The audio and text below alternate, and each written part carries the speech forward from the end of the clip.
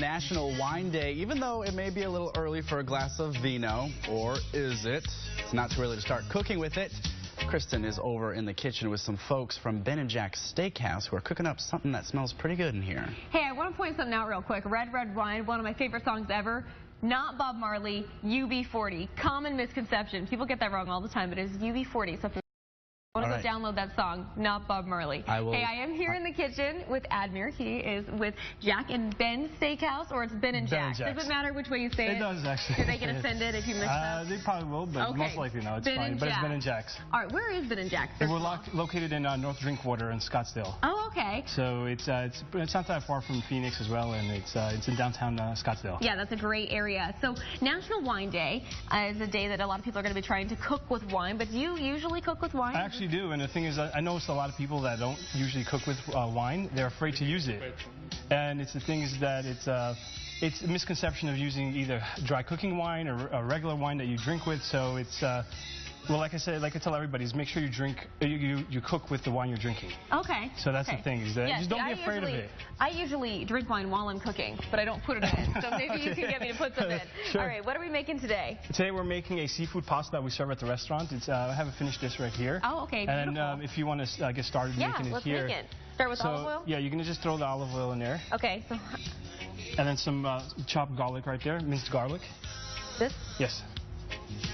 See if I can get it out. Okay, perfect. Hey, you got lots of stuff over here. Yeah. What now? So you're going to let the garlic caramelize. Okay. And once that is caramelized, you're going to throw in the shrimp. Okay. So you can just throw it. Can we do a quick setup version? Yep. For our 3-minute segment? You can throw it right in there. And then at the same time, you're going to throw in the clams. Okay. So those are actually little neck clams that we get from New York. So you can just throw those in there. Yeah, it seems like you have really great products at your restaurant. And also some salmon. Oh, I think I lost some crab there. Salmon. And the crab meat as well. You can toss in there. You got everything in here, don't you? There you go. Yes. This is a seafood lover's paradise. It is. So you're going to let those cook, and then while they're cooking, you're going to add some white wine as well, too. So how much do you typically want to add to a dish? Well, again, when you're cooking with wine, you also want to pair it with, for instance, what you're using ingredients. Let's say lemon or any types of fruits. You're going to use, for instance, a white wine. If you're making a beef or something that's high in protein, you use a red wine, since the tannins actually pair better with it. Okay. So with this, it's again, you don't want to go too much, because when it gets concentrated, it can leave a bitter taste. And there might be kids eating, and they can get drunk. Yeah, it cooks off, but I mean, you're still going to have alcohol in there, but you don't want that to happen.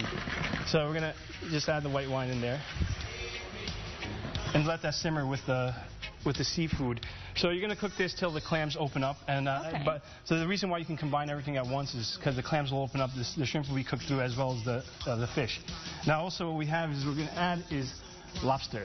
Oh wow, there's really everything in this dish, isn't there? Yeah, you add the lobster, and then you let everything cook in together. Okay, so I can smell the wine. It smells really good. It's going to cook down, it's going to reduce into a sauce, and when that's done, when the seafood cooks through, you're going to add the pasta, so linguine over there. So once the sauce is done, you throw in the linguine in there, saute the linguine, and plate it just like we have over here. It's absolutely beautiful, and you guys have steaks that look amazing. Yes, that's a steak for two, porterhouse for two.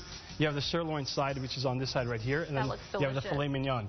So you're getting a filet, and you're getting the sirloin. Wow. And then we have a crab cake, which has a seafood sauce that we make also with a white wine reduction. So it actually has so it has wine in it too. It does. We reduce it down, and it's a bunch of seafood crushed in there. Perfect. Well, thank you so much for joining us today, and I'm going to try out this. Sure. I learned something very important, Ty. This is my favorite kind of salad. And it's, how do you say it again? Caprese. Caprese. I've been calling it caprese, caprese. And you know what? Admir told me, he goes, just call it tomato and mozzarella so you don't look dumb. He didn't say so you don't look dumb, but I do when I try to say it all fancy and I get it wrong. So tomato mozzarella. I'm going to try that out, because he said this is some great mozzarella cheese from New York, From New York, actually. All right. So I'm going to be in here eating if you need me, Ty. It looks delicious.